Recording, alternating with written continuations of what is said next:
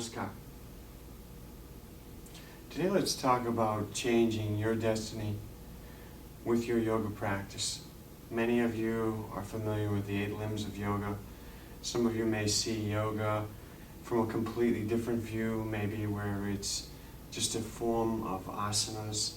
And some of you may have an asana practice, meditation practice, pranayama practice, and so forth. But maybe all the other aspects of the 8 limbs you're not familiar with. Regardless, the point being, most people say, very busy, always, my day is full, so many things to do, I don't have any time. The thing is, if you stop and think about yoga practice during the week or during the day, your practice doesn't have to be a large extended practice, and the amount of changes that it can cause within your mind as far as training and within your body, which is very noticeable, especially on those of you who are yoga practitioners.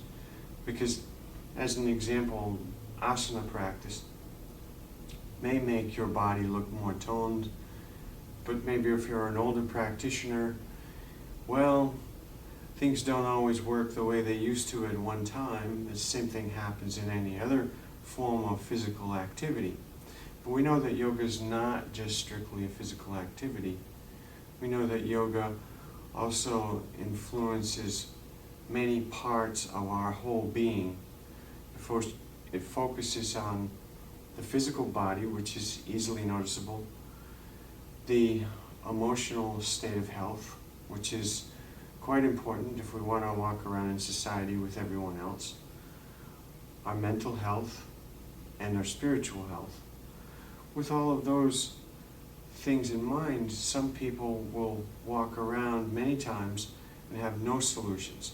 I'm not talking about yoga practitioners, I'm talking about the average person who you meet on the street who sees their life as a perceived handicap. They only see what's wrong with their life and they don't see anything good in their life. And the point being, when we look at any starting point for change, we have to be realistic. We have to know what our handicaps are and what our assets are. A lot of times people say, I don't have anything, yet they have a loving family. They may have very good friends.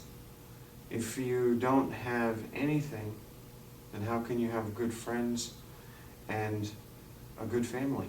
So those things weigh up. Sometimes it's good to look at your life full circle and see what you actually have, and maybe not focus so much on what you don't have. One last point.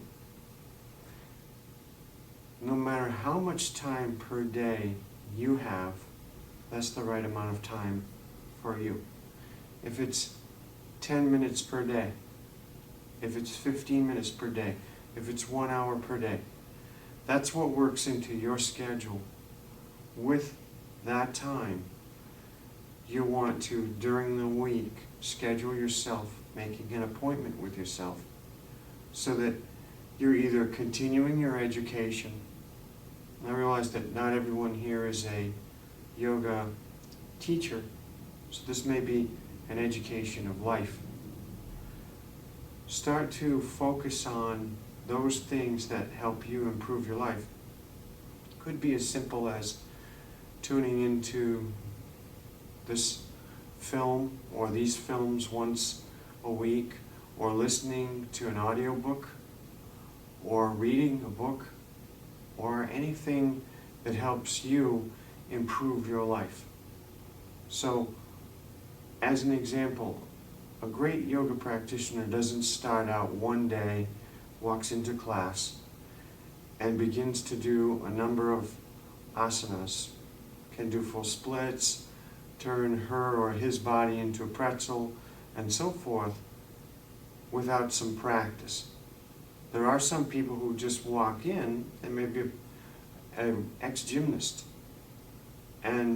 or a martial artist or an exceptional dancer. They walk in, they can do all of these things, but are they practicing yoga? They're stretching the body. They're not quite in tune with the yoga practice itself. I certainly don't understand the 8 limbs. The point being that if you naturally have it as far as the physical body, that's a great thing. But there is much more to learn in yoga. At the same time, if you're a scholar and you have learned all these things about the 8 limbs, but you struggle with asanas, or you struggle with some pranayama techniques, or maybe you have trouble settling your mind for meditation, these are the things that we can work on. So there's many things for us to work on for improvement. But if I invest 1 hour per week total, that's better than I was at the beginning of the week. At the end, just 1 hour per week. And so that's approximately a little less than 10 minutes per day. If I invest this small of an investment, at the end of the year, I've been studying for 52 hours. Now, some of you might laugh and say, 52 hours is just the tip of the iceberg. I was just talking about small. Now, if I invest 1 hour per day, that is 365 hours of learning about yoga and about things that are going to help you in life. With that, I'm going to say goodbye, and I'm going to wish you farewell. Om Shanti.